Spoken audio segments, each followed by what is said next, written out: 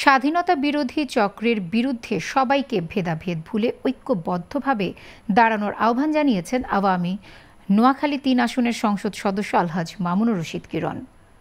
বৃহস্পতিবার বিকেলে বেগমগঞ্জে উপজেলা আওয়ামী লীগের মিছিল শেষে শান্তি সমাবেশে তিনি এ আহ্বান জানান।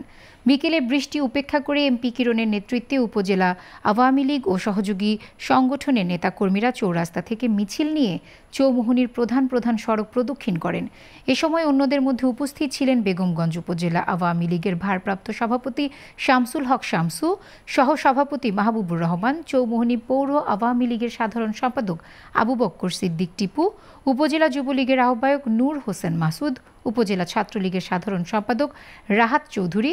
সমাবেশে এমপি কিরণ বলেন, জামায়াত শিবির ও বিএনপির জ্বালাও পোড়াও ধ্বংসযজ্ঞ বেগমগঞ্জ উপজেলা আওয়ামী লীগ ও সহযোগী সংগঠনের নেতাকর্মীরা রুখে দিয়েছে।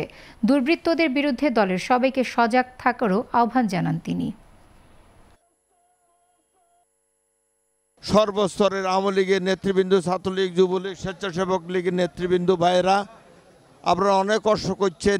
অনেক লোকজন, আমাদের হাজার হাজার লোক ছিল মিছিলে, আমরা কম অংশগ্রহণ করে আগামী দিন আন্দোলন সংগ্রামে আহ্বান জানিয়ে আপনারা অনেক কষ্ট করছেন। আপনাদের প্রতি কৃতজ্ঞতা জানিয়ে আজকের শান্তির মিছিল বা র্যালির এখানে সমাপ্তি ঘোষণা করছি।